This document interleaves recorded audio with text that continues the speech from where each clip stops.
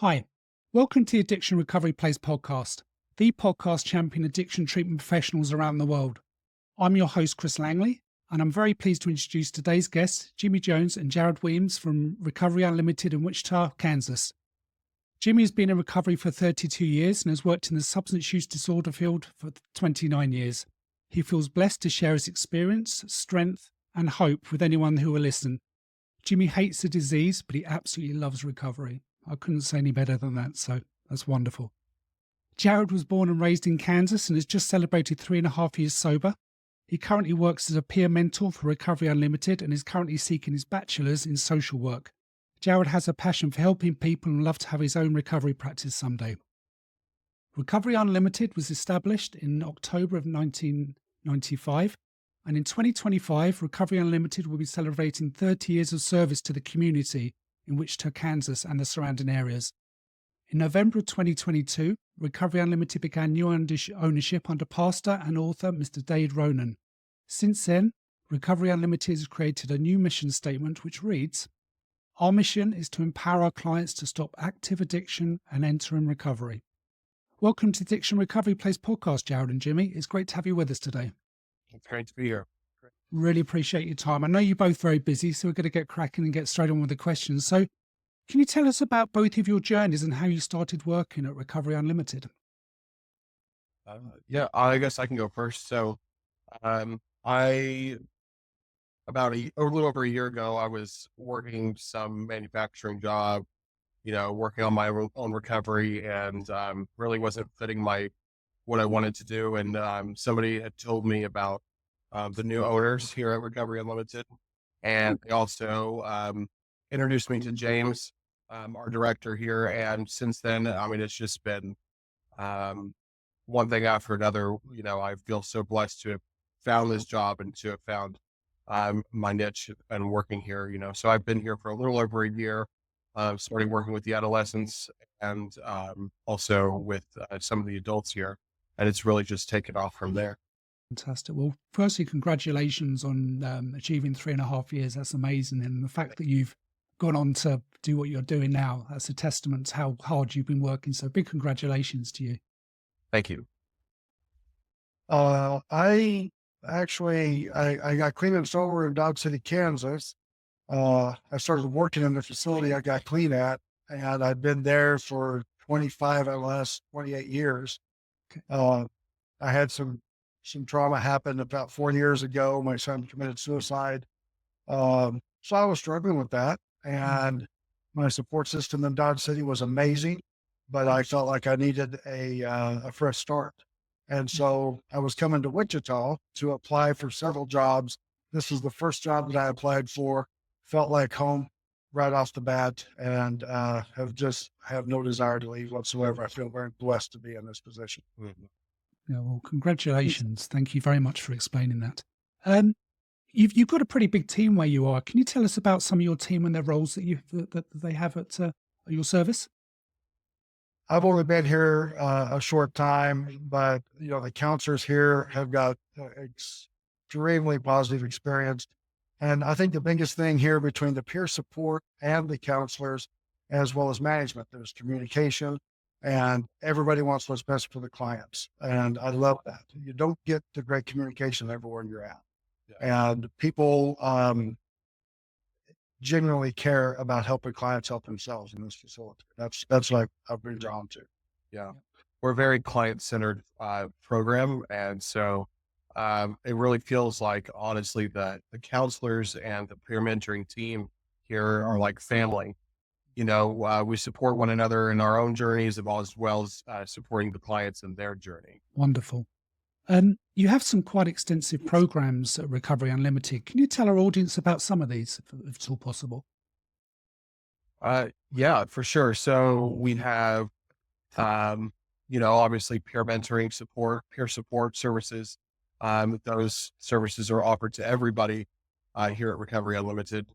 We also have our level 1 and 2 treatment, which is your typical outpatient treatment services. And then we also have level 0.5, which is early intervention treatment services. So that's for somebody that qualifies for more than just like a one-day class, but maybe quite need the services of level 1 treatment. So we're trying to catch the addiction early on. And then we also have domestic violence and anger management classes. It's a 1-day class. We also have a 13-week and a 26-week class for those. And then we also have we have a 1-day alcohol, drug, and safety action program, which is an 8-hour class. Then we also have an 8-hour misdemeanor shoplifting class as well. Okay, so when it's an 8-hour class, is that a 1-day class or is that over a couple Yes, of it's a days? 1-day class. It's a 1-day class. And the 0.5 early intervention program, how long has that been running for? We are in our 2nd month of doing that, and it's a relatively new program. But what we're finding is it really catches the people that maybe have only gotten in trouble once in their life, or this is their first time being on diversion or probation, or if it's those people that are just maybe have a problem, but they don't realize it yet. I get it. So it's all about early intervention and education and helping them Right. to not go further down the trap of addiction. Right. It's a drug education program with a little bit of CBT thrown in there too. Okay. No, that's really important stuff you guys are doing. And it's important to catch people at that point before it gets into something way, way worse. So no, that sounds like a great program. I'd just like to touch on your peer mentor program, which, incredibly powerful for people in recovery, which you can say yourself. I mean, but can you explain how this works? And if possible, can you give us an example of how someone has gone through treatment with the help of peer support and obviously without breaching any confidentiality? Yeah, absolutely. So I'm the lead peer mentor here. And one thing that peer support focuses on is meeting the client where they're at and bridging that gap between maybe the counselor and the court system, or the counselor and the client. A peer mentor, by Kansas's definition, is somebody with lived experience in addiction who is also in long-term recovery themselves. Yeah. So it's somebody who can be that guide, that tour guide to recovery, essentially, when somebody first gets clean. A lot of times, for example, when I was first getting clean and I was going through the treatment process myself at another facility, I had a peer mentor as well. And I had 5 different probation officers. I had meetings with every probation officer. I had sober living obligations, full-time job, and the list just goes on and on and on. And sometimes somebody in early recovery who is going through just the shock of being sober, doesn't necessarily know how to organize their life and how to reach out to their probation officers and just keep a daily schedule intact. And so that's where a peer mentor can come in and really bridge the gap between that, and they can meet them at 12-step recovery group meetings. They can take them to the meetings, and it's really just an amazing program that really just is that extra support. And I think it's important, from what I've seen, that the clients see somebody who has been where they're at. Sometimes there can be that disconnect between the counselor and the client, where the counselor has all of these years of clean time, and that's great. But where the client doesn't see is how to get there. How can I get to that amount of clean time? I can't even get a week clean, And so having a peer mentor there is somebody who can show them, that it is possible, is really important too. Yeah. It's incredibly important. Listen, I have never bought into you have to be in recovery to be a good substance abuse counselor. You have to have empathy. Okay, that's the biggest thing. However, to keep that connection with the client, peer support is invaluable. It saves careers and facilities because we have such a shortage of counselors. Absolutely. And when you're looking at the first AA meeting I ever went to, I had a guy come up to me and say that he had 20 years sobriety. Being 1 day clean at that time, I didn't believe him. I called him a name and was ready to fight him. I was still going through withdrawal, but I couldn't imagine someone not using that long. So peer support is able to have lived experience, whereas some of the counselors do not. And the counselor is able to deal with the crisis and so forth with the help of peer support. And it just gives better care. Jared is amazing. The peer support program we have at Recovery is incredible. And I don't think the counselors could do their job near as effectively without peer support. Yeah. So it's an invaluable part of the treatment process. Absolutely, absolutely. So do with the peer support program, do you attend court or probation to support or anything? Is that included within criminal justice? So if someone's going through the criminal justice system, they are involved in every aspect of the treatment process. Even when we have I'm running an adolescent group right now, and if we're having issues with behavioral or they need help with homework, then Jared or Katie or any of the peer supports can pull them aside so it doesn't disrupt the rest of the group. Absolutely. Perfect. No, it's an incredibly powerful thing to offer people. So no, fair play to you both. I mean, that's just fantastic. You mentioned young people just then. I mean, one of your programs is obviously helping young people with the drug use and other behavioral problems. Can you tell us about this program, how it works, how you get referrals to, for helping young people in your community? A lot of the times it's most of our adolescents are smoking marijuana at the school. Yeah. So we have a diversion program. Some of them actually get probation. Some of them are referred by the schools. Right. And they come in, and a lot of them it's first time treatments. And the first goal is to have them attend responsibly and be appropriate during the group. Okay, let's do baby steps.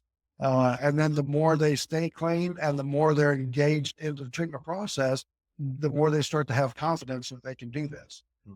We really work really hard. And Jared and Katie, or peer supports, and myself, we really work hard at involving the family as much as possible.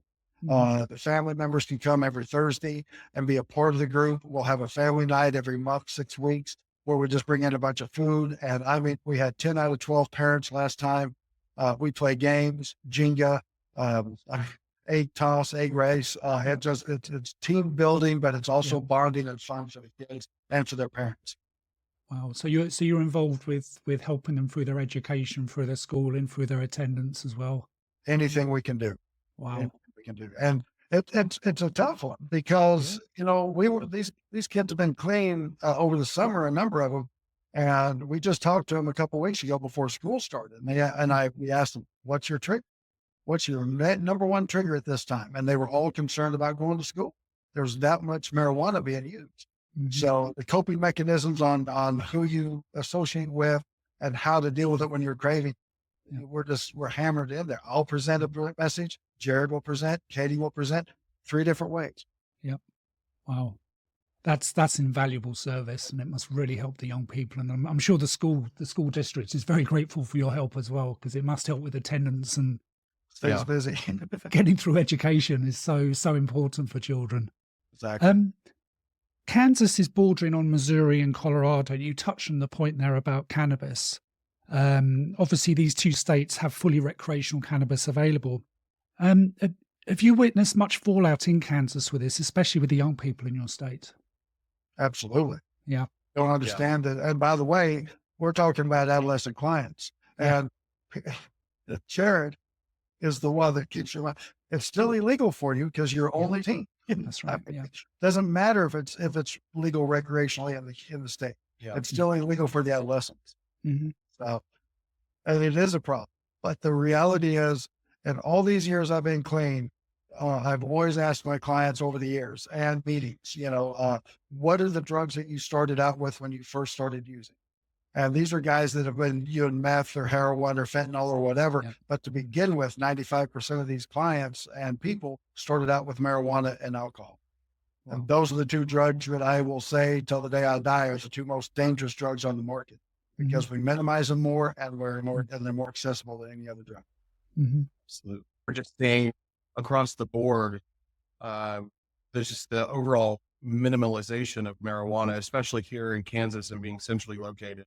I think that in a sense, we're like a time capsule. So where as like the East and West Coasts are a little bit ahead of where we're at. And so it takes a while for the trends to kind of reach us, and where marijuana is now becoming so socially acceptable in such a conservative area of the United States. we're just seeing a very like a complete minimalization across the board from adolescents to adults, and they just don't see a problem with it. Hmm. Yeah. Yeah, that's it's disrupted everything. I take it. I mean, I'm based in Iowa, and we have very very strict laws against any drugs really, and we've now bordered several states that have got recreational, and I think there have been some issues here as well. I think the main problem has been with the edibles and the other Mm. things that kind of come in with cannabis as well. It's kind of taken it all to a whole new level as well. So it's certainly had some knock-on effects around here as well. So I just want to touch on fentanyl, because within the United States and now other countries around the world being affected, has there been an increase in risk associated with fentanyl in Kansas? And what's been done to help those affected by this, this epidemic now? We're seeing a huge increase. Yeah. At the facility I used to work at, we had a couple of clients that were using right before sleep and they OD. And so EMT show up, we have Narcan, and we carry Narcan with us. We even have it in our office. Yeah. The problem you run into with the fentanyl is there's this chemical called tranq, which is a horse tranquilizer that is involved in this as well. And we're seeing that now in Wichita. So if you overdose and you're on the Narcan or you're on the fentanyl with the tranq, the Narcan's not going to bring you back. So that's Yeah. really scary. I think the tranq you're talking about is xylazine. Xylazine, yeah. Yeah, where we're seeing like the Narcan isn't even working on that. So I was actually at a meeting about a week ago, and there was a newcomer there, and that newcomer started to overdose in the middle of the meeting. And thank God somebody had Narcan on him, saved her life, before the paramedics could get there. So it's really, again, we're a little bit behind the trend, but we're starting to see that fentanyl and the xylazine really flare up here in Wichita and in central Kansas too. We need to understand that it just doesn't take them. At the very tip of a pen is the amount you need to overdose and die. And so addicts themselves are still learning how to, if you will, to use it. They still can't believe that minute of an amount will actually could have them overdose and die.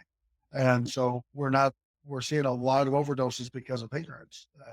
But again, it's also a high that's cheap to get. If you just get a little amount, you can make that last for a long time.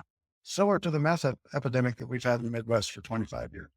So it's scary. So you'd say it's ramped up even from meth within your area? I don't know if I would say fentanyl's topping meth at this point in the Midwest by the time it's right. It's a huge risk.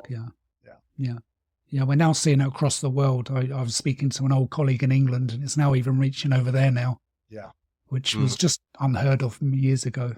It seems to be spreading. It's very sad, and it's just tragic that medication can't stop the overdose as well, as you were just saying. I mean, that's just taken it onto a whole new level now, hasn't it? Definitely.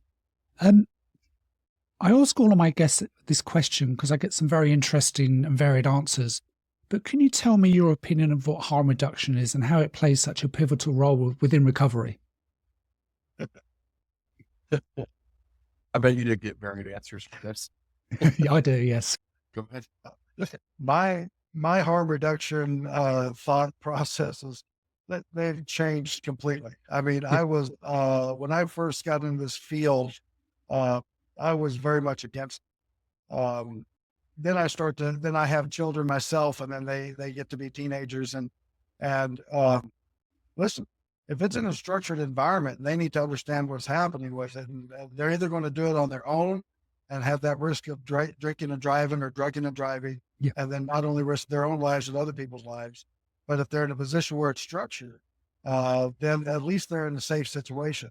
But you have to monitor and hold accountable, and I mean, there's lots of boundaries that need to be involved with the thing. But listen, I would much rather be in a position of being right there with my children as they're experimenting, rather than them doing it on their own and hurt themselves and others.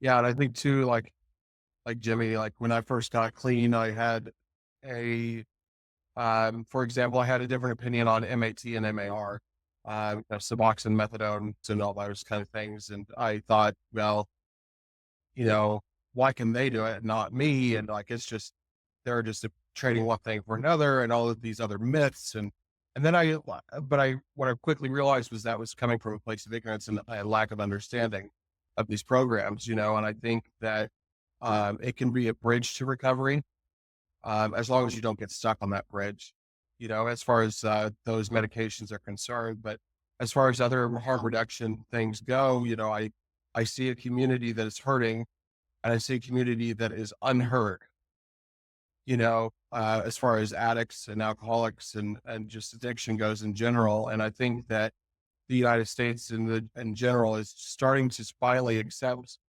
addiction as a disease, and not a moral deficiency. We've been saying that for years, but I think the shift is finally happening because you're seeing a shift in the way addicts are treated, at treatment, in courts, just across the board.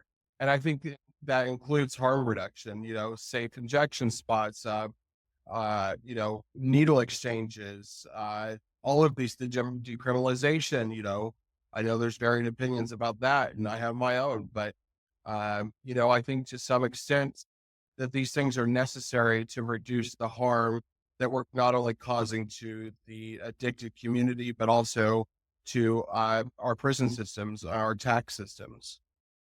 And remember our goals, it's, everybody always talks about, sobriety, and I'm not discounting that.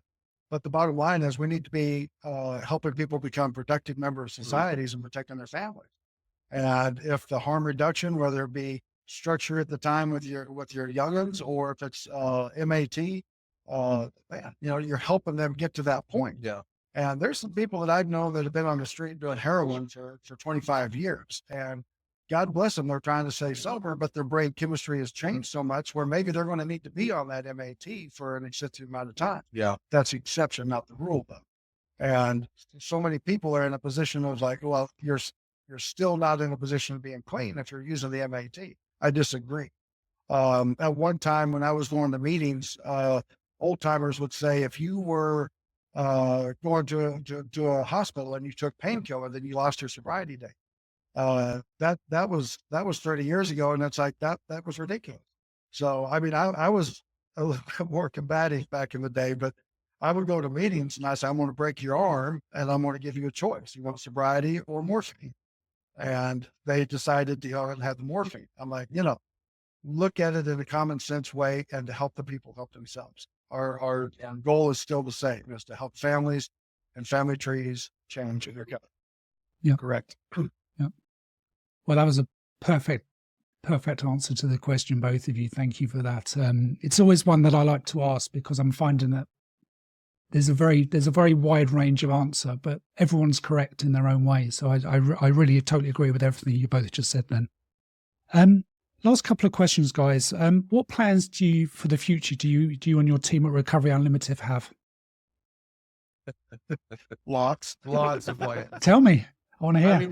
I mean, I think from a peer mentoring, peer support standpoint, we want to just continue to expand our services to where, right now we have 2 peer mentors for the entire client database. Now I want to expand that to, where each peer mentor has a certain amount of clients, has a smaller caseload, and be able to expand that and expand the early intervention program to a wider range of audience, maybe that's not being served right now, and especially in like rural communities.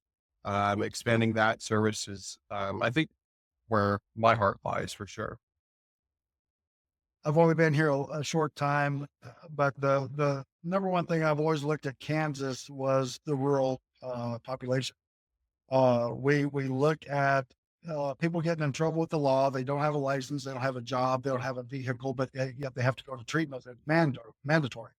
But how are they going to get there? So utilizing the zone, getting in contact with the clients that are forgotten at this point. Yeah. But the main thing with any of our services at Recovery Unlimited, my goal is to involve families as much as we can. We need to increase that, whether it be with adolescents or adults the families are the ones we're trying to help change family trees. That's what we're doing. And anything we can do to do that.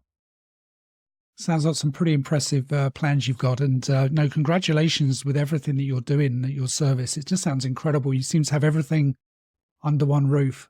It really does, from young people to peer mentorship to getting people through treatment. It's been wonderful speaking to you both today.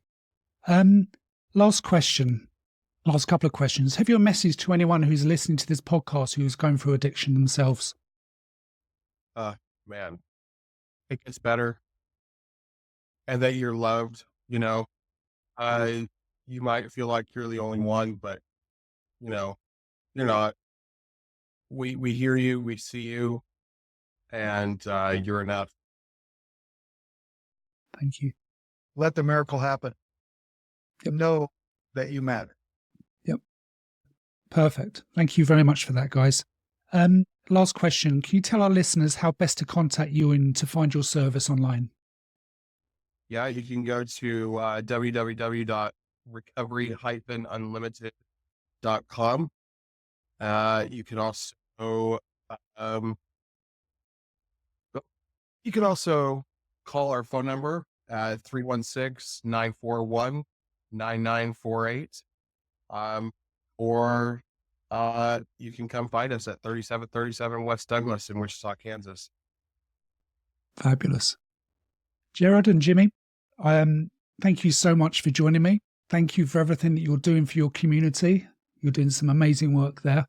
I really appreciated your time in telling us today about the great service that you're providing. And please send my very best wishes to the rest of the team. And big congratulations for what you're doing. Thank you so much. Thank you so much for the podcast. Thank you. Appreciate it.